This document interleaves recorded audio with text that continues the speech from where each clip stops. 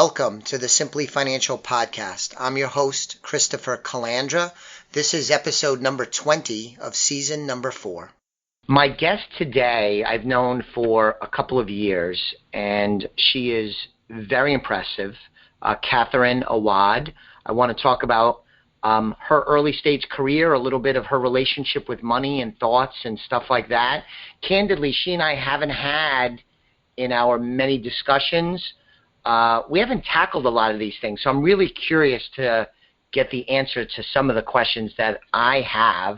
So Catherine, I appreciate you spending a few minutes with me today. How you doing? I'm good, Chris. Happy to join you. I'm happy to have this conversation, and hopefully, you'll get some young listeners that are interested in investing and saving with you after this.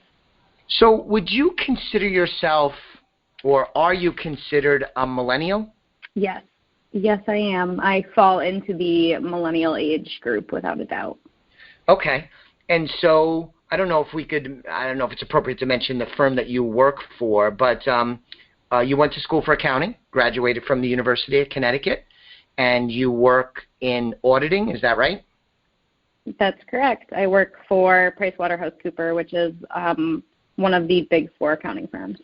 Okay, so let's just jump in a little bit, and then I want to double back to some other things earlier on in your life. But auditing for one of the big firms, a couple of years out of college. How long have you been out of school now? I graduated from UConn in 2013, so it'll be 7 years as of May 15th. So my understanding is that you picked a career, or at least a job, that's very intense, where you work a massive amount of hours. I mean, it is a grind. Is that a fair depiction?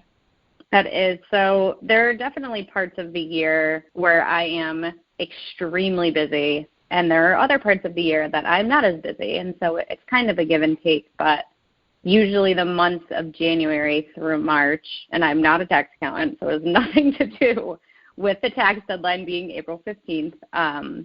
But January through March is what we like to refer to as busy season, where I am working 6 to 7 days a week, at least 12 hours a day, Monday to Thursday, and then usually we do 2 8-hour days on Fridays and Saturdays. So it's pretty intensive. But it's really only for those 3 or 4 months. The rest of the year is a little bit more, let's say, normal, where a 40-hour work week, or are you typically throughout the year, even during the quote-unquote slower period, you're still working more than 40 hours on average, you think?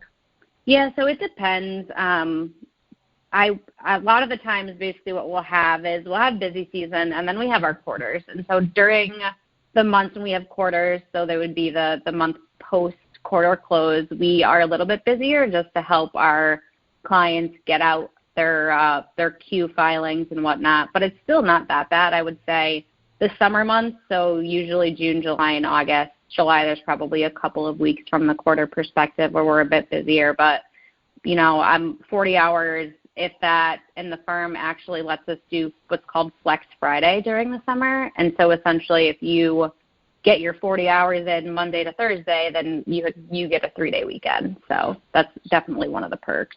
So, Catherine, how did you decide on this path? So I actually had no desire to be an accountant, to be completely honest with you. I was going to school my freshman year. I went to Duquesne University in Pittsburgh, and I wanted to be a sports agent. Jerry Maguire, Show Me the Money, all that good stuff. So I had a plan to do a sports management program at Duquesne, and then the plan was to go to law school. And when I transferred back to Connecticut and went to UConn my sophomore year, they didn't have a sports management program there. And so I pretty much came into the business school undecided. And my 2 roommates that I was living with at the time were both accounting majors. And so talking to them and then taking my first financial accounting course with a professor who definitely had a huge impact on me kind of led me down this path. But if you had told me or even asked me what a Big Four accounting firm was or what a CPA was when I was 18 and a freshman in college, I would have looked at you with a blank stare. Like I had no idea what you were talking about. So it was definitely not the path that I thought I was going to be on, but I'm happy that it's where I ended up. So this is a difficult career path because it's intense, right? And we already talked about, you have to work a decent amount. I think it's a grind. It's important work in the financial accounting field, but it's also, I think, financially lucrative. I think, and don't tell us how much you make or anything like that, but I think coming out of school and a few years into it, the salary and bonus expectations are higher than a lot of other areas that you can go into early on in your career. How much was driven by the desire to earn an above average salary versus your interest in accounting and getting your career started? Were you driven a lot by the financial rewards of going to auditing with one of the Big Four firms? So it definitely was an added bonus. I would say that, money is a motivator, and fortunately for me, I'm in an industry where you progress, and as you progress, you get raises and bonuses based on performance and whatnot. I wouldn't say that it was the biggest factor, but it definitely played a big role because I did strive to be financially independent once I was coming out of college, a lot of which stems from, growing up in a not normal environment, I would say, and having a mom who worked a lot of jobs to make sure my siblings and I were provided for. So having one job and a stable income was important for me, and working for a public accounting firm allowed me those things. So let's explore that a bit. The home you grew up in, was it a wealthy family? Would you describe it as poor, upper middle class, lower middle class? How would you describe it? So my parents divorced when I was 11, but prior to that, we actually were pretty well off. We owned a couple of pharmacies. Both of my parents are pharmacists. We owned 2 pharmacies, and we also owned a home health care business. And so I grew up until I was 11, pretty well off. We had no issues with money at all. Okay. Post-divorce, both of my parents actually, and they had to file for bankruptcy due to just some extenuating circumstances that occurred. And so after that, my mom did a hell of a job raising all 4 of us. She put us all through college.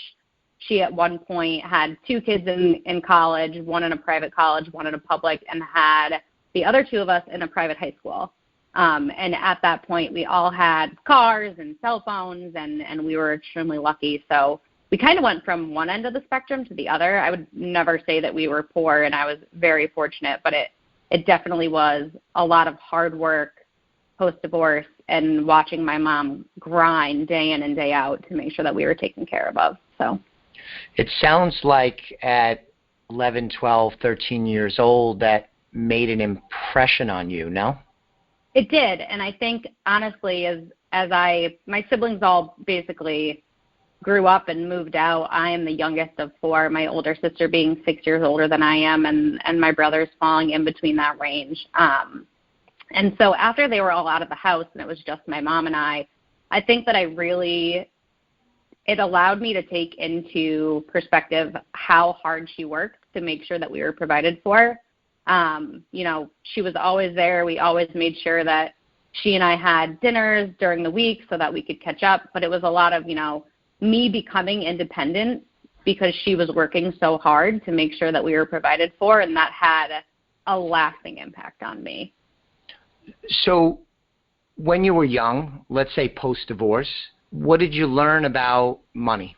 So admittedly, there weren't many conversations about money in terms of, investing and credit scores and things of that nature and the importance of them. But it was very obvious to me that working hard to make sure that you were financially stable and able to provide yourself a life that you were comfortable with was important. And so I actually, from the day that I was 16, I have had a job. And even before that, in the summers I was, a camp counselor and, worked to have some spending money and things like that. But I have had a job since I was 16. I worked at a YMCA. I worked as an intern some places. I was a nanny for a long time.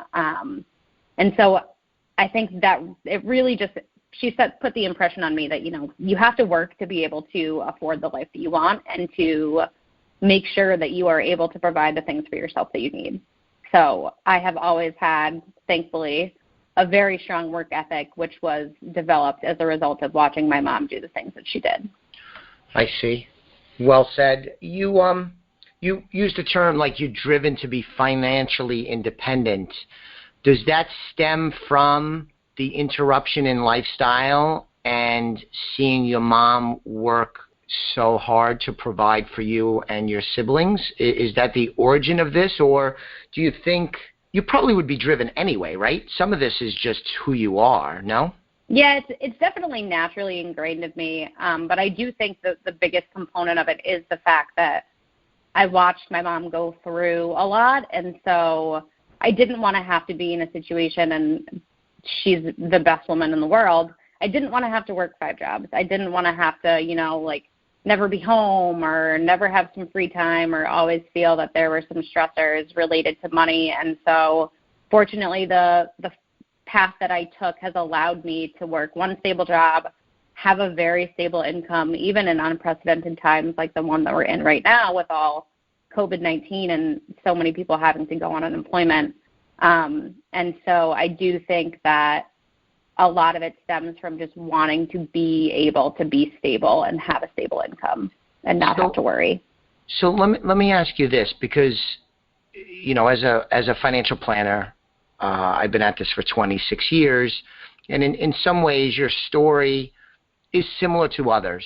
What I'm thinking about, though, Catherine, is that many of those people who had some type of interruption where their parents, a parent passes away or divorce or failed business, they do react similar to you, where they're driven, they want to have financial independence, strong work ethic. So there's some commonality there. But oftentimes that also is accompanied by a constant sense of insecurity, that they're driven, that they want to make money, and have some of the traits or all of the traits that you have, but it comes from a deep sense of insecurity.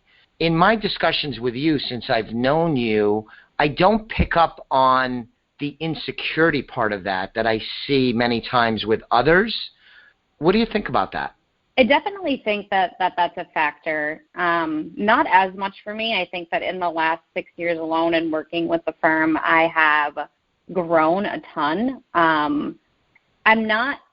I do think that a big part of it is I know, God forbid, anything were to ever happen, that, my family would be supportive and help me. But I think a lot more of it for me just comes from the fact that, I'm strong-willed, I'm independent, and I work really hard. So I'm less insecure. I know that I'm employable, and a lot of those factors help allow me to be secure in where I am in life right now. Okay, very good. Catherine, do you have any rules on handling money? I do. So I am actually very diligent about tracking where my money is going on a monthly basis. I put 10% in pre-tax to my 401k, so I automatically live on 90% of my take-home pay on a monthly basis. I put money away into an investment account, and I also put money into essentially an emergency fund to make sure, if anything were to happen in unforeseen circumstance, like something like COVID-19 that's going on in the market right now, that I'm safe and secure. And I also make sure that, every bill that I have, every miscellaneous item that I'm spending, whether it be a manicure or a pedicure, food, gas, getting a haircut, things like that, I make sure that I'm tracking those things on a monthly basis so that I can see where my money is going. And since you've been out of school, well, it could even be prior to that, have there been any notable money mistakes, errors you've made that you've learned from, areas where, things that you wouldn't want to do again? Yeah, so if I could go back, I would probably slap 21-year-old me in the head. I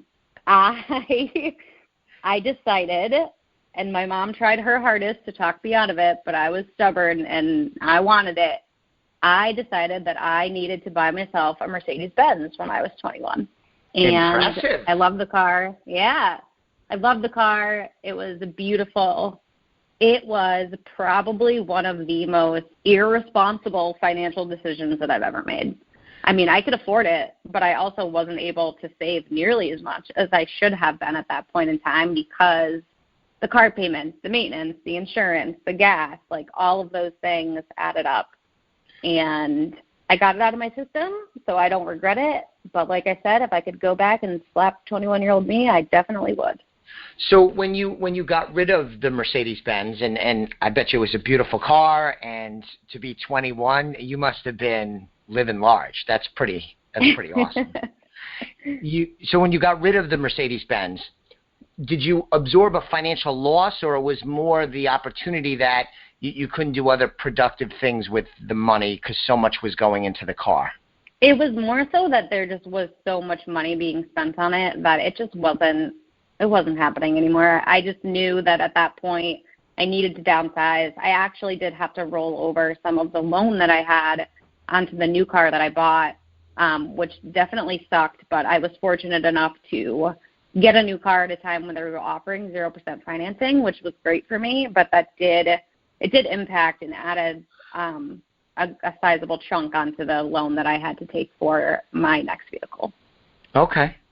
So do you think you would ever again buy a car outsized for your budget? No, definitely not. What do you drive now? Lord, do you drive like a 1972 Chevy Nova or something like that? No, I actually have a 2013 Acura ILX, like a little sedan. Yeah. It's perfect for me.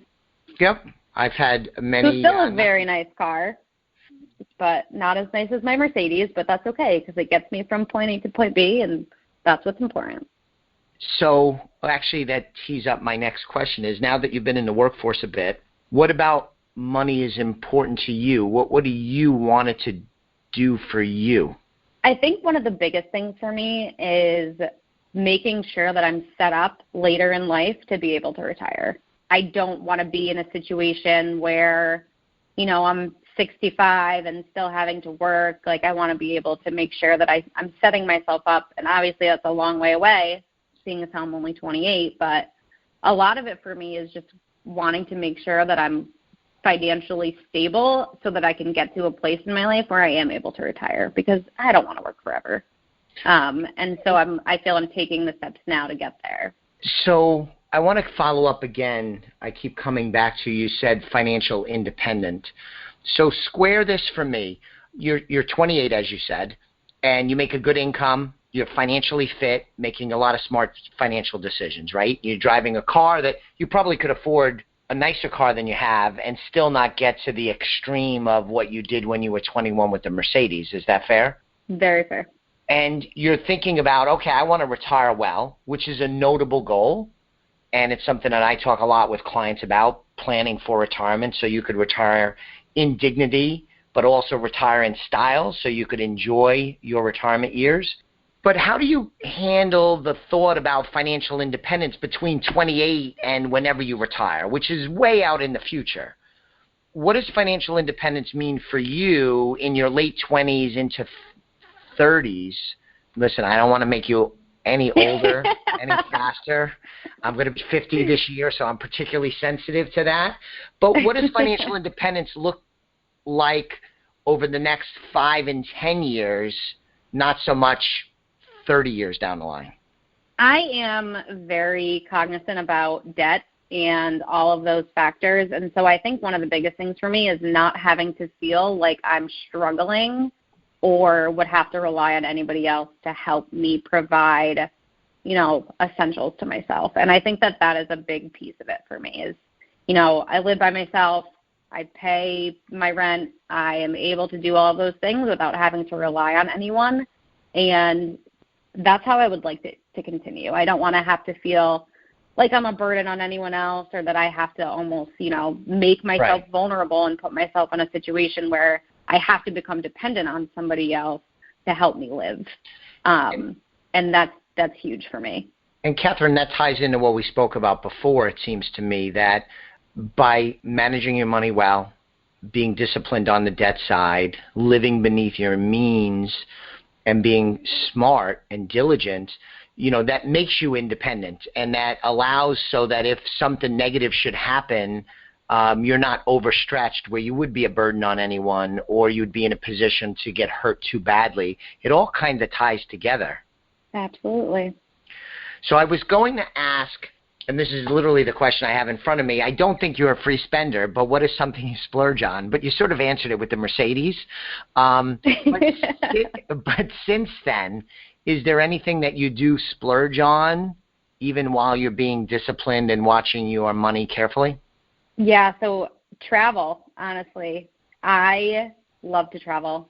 I love seeing new places. I love experiencing new cultures, and that is one area where I definitely let myself be a little bit more free, I would say, in terms of spending. Not like I'm not going to go drop, exorbitant amounts of money on a trip, but I did just take a beautiful trip to Italy with my best friend. We did Rome and Florence, and we were there for 10 days, and it was exquisite, and I can't wait to go back. We were planning a trip to Greece and Croatia, which obviously now has been put on hold, but looking forward to doing that.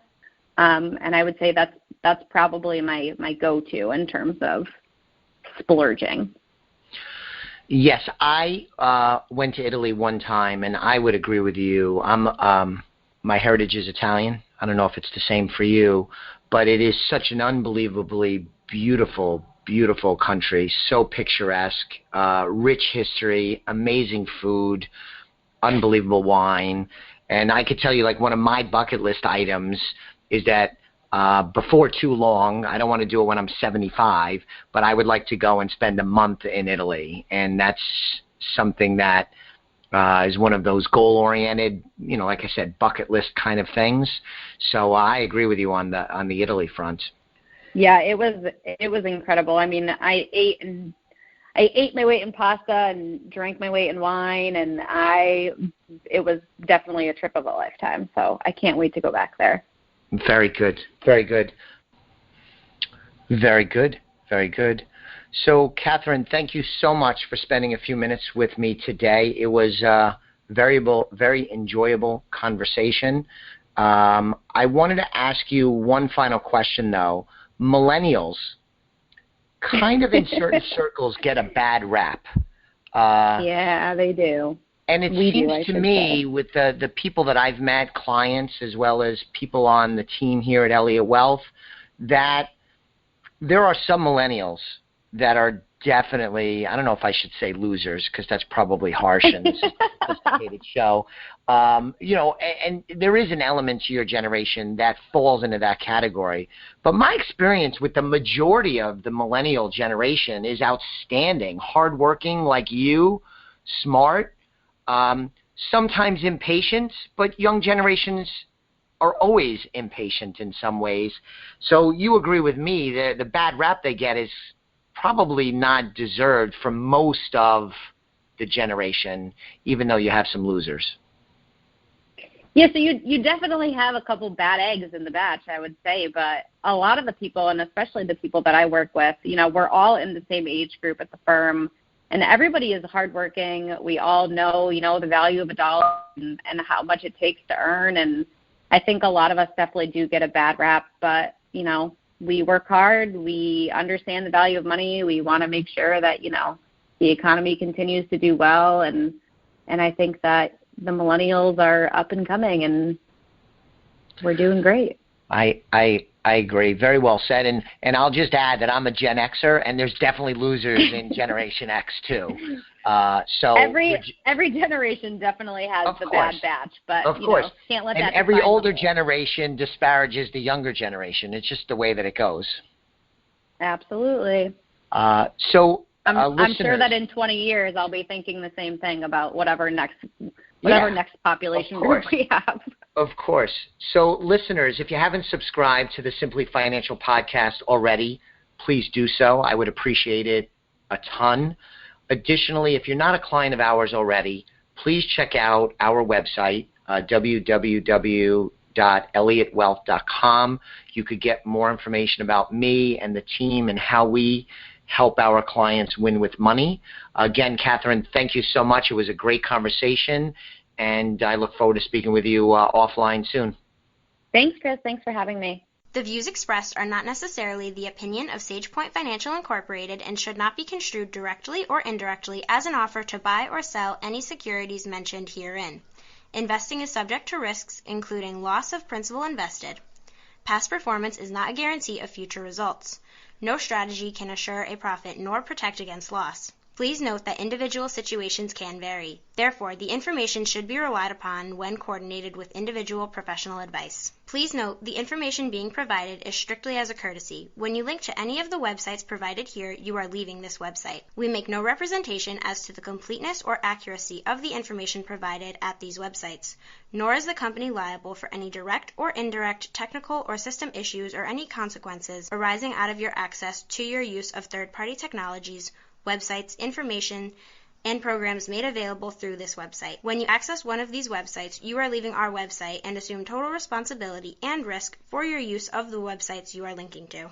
Securities and advisory services are offered through SagePoint Financial Incorporated, member FINRA SIPC. Insurance services offered through Elliott Wealth Management, LLC, not affiliated with SagePoint Financial.